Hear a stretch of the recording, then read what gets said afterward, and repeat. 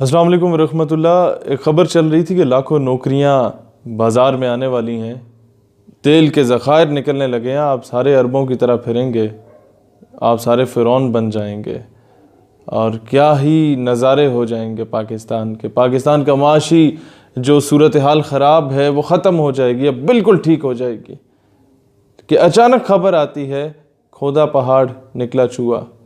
अब दो किस्म की चीज़ें, एक तरफ तो वो जी तेल निकल रहा था और अचानक ये खबर चला दी गई कि वो तेल नहीं निकला।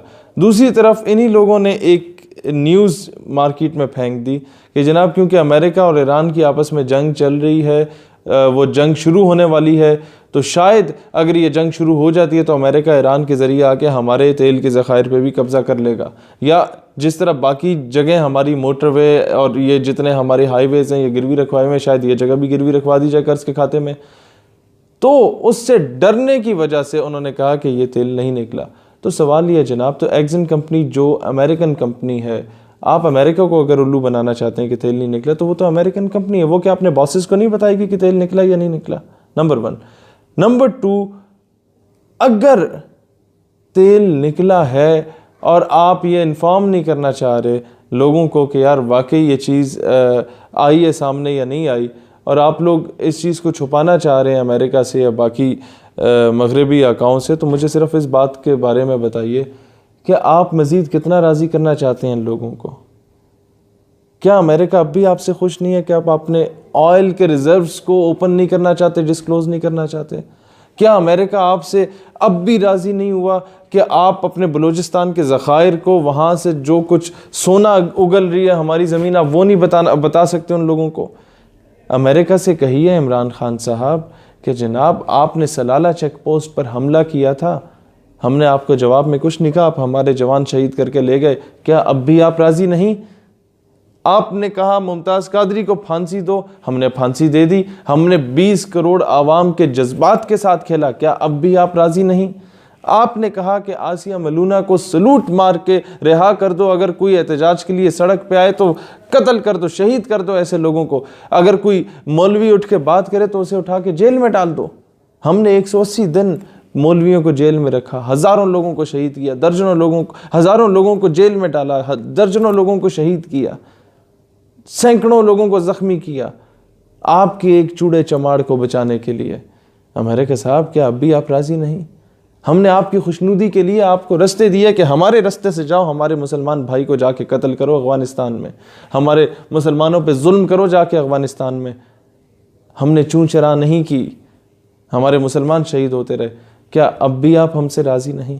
आपने ड्रोन अटैक किया बाजोड़ मदरसे में, हमारे दर्जनों सैकड़ों बच्चे 6 से 12 साल की उम्र तक के जो थे वो शहीद हो गए, हमने चूं चरानी की, वो खबर मीडिया पे आने नहीं दी, हमने उसे दबा दिया, क्या अब भी आप हमसे राज़ी नहीं हुए? आपको हमारा कंवारा खून पसंद था, हमने अपने जवान शहीद करवाए, क्या अब भी आप राज़ी नहीं? आप जिसको दहशतगर्द कहते हैं, हमने उन मुजाहिदीन को दहशतगर्द मान लिया, क्या अब भी आप हमसे राज़ी नहीं? एक बंदा जो 8000 शहादतें मकबूजा कश्मीर में देता है और कौमी परचम में दफन होना चाहता है और वसीयत करता है पाकिस्तानी परचम में दफन किया जाए, मैं पाकिस्तानी हूँ और इसके लिए, इस कॉज के लिए शहीद हो रहा हूँ, आपने उसे इंटरनेशनल टेररिस्ट कहा। हमने एक शौकत खानम बनाया था और उस पर सियासत करके हम हुकूमत में आ गए, उसने 1572 शौकत खानम जैसे इदारे बनाए थे, हमने उस हाफिज सईद को दहशतगर्द कह दिया आपकी खुशनुदी के लिए, क्या अब भी आप राज़ी नहीं? हमने मौलाना मसूद अज़हर को, जिसने 6000 शहादतें दी इंडियन ऑक्युपाइड कश्मीर में और पाकिस्तानी परचम में उसके जवान शहीद हुए, 2 कौमी नज़रिए को उस जगह पे ज़िंदा किए हुए रखा था उस बंदे ने, कश्मीर कॉज के लिए उसने शहादतें दी, लेकिन क्योंकि आप उसे दहशतगर्द कहते थे, हमने इंटरनेशनल प्रेशर में आके उसको दहशतगर्द तस्लीम कर लिया, उस पर क्रैक डाउन कर दिया, हाफिज सईद पे क्रैक डाउन कर दिया, अब बग़ैर तनख्वाहों के लड़ने वाले मुजाहिदीन को दहशतगर्द तस्लीम कर लिया हमने आपकी रजामंदी के लिए, आपकी खुशनुदी के लिए, क्या अब भी आप हमसे राज़ी नहीं हुए? तो खान साहब, अल्लामा इकबाल रहमतुल्लाह अलैह ने बहुत खूबसूरत बात की थी, उन्हें यूरोप से गिला नहीं था, उन्हें मगरब से गिला नहीं था, वो कहते हैं यूरोप की ग़ुलामी पे रज़ामंद हुआ तू, मुझको गिला तुझसे है यूरोप से नहीं है। जनाबे वाला, आज एक बात याद रखिए कि यहूद व नसारा, ये कुरान ने या हदीस ने वैसे नहीं कहा था, या तो आप बहुत ज़्यादा पढ़े लिखे हैं, आप कुरान से बेहतर चीज़ समझाते हैं, या नाउज़ुबिल्लाह हदीस से ज़्यादा बेहतर जानते हैं, तो एक अलग बात है। जनाब वाला, जब कुरान और हदीस हमें बाज़ाब्ता तौर पे कह चुकी हैं कि यहूद और नसारा कभी तुम्हारे दोस्त नहीं हो सकते, जब तक तुम, ये सिर्फ तुम्हें तब तस्लीम करेंगे जब तुम जितने इनकी खिदमत करो ये तुम्हारे साथ सिंसियर नहीं होंगे, पीठ में छुरा घोंपेंगे, ये सिर्फ तब तुमसे खुश होंगे या राज़ी होंगे मुकम्मल तौर पे जब तक तुम इनका मज़हब इख्तियार नहीं कर लेते। तो जनाब वाला, आज ले इनकी पनाह, आज मदद मांग इनसे, फिर ना मानेंगे क़यामत में। अगर मान गया आज, नबी पाक सल्लल्लाहु अलैहि वसल्लम के दर की तरफ लौटो। ये कभी भी ये लोग राज़ी होने वाले नहीं हैं। तो खुदारा गैरतमंद बनो वज़ीर आज़म साहब, अपनी गैरत का समझौता ना करो। करना है तो वज़ीर आज़म की कुर्सी से उतर के वैसे अपनी गैरत का समझौता करो, अपने ख़ानदान की गैरत का समझौता कर लो।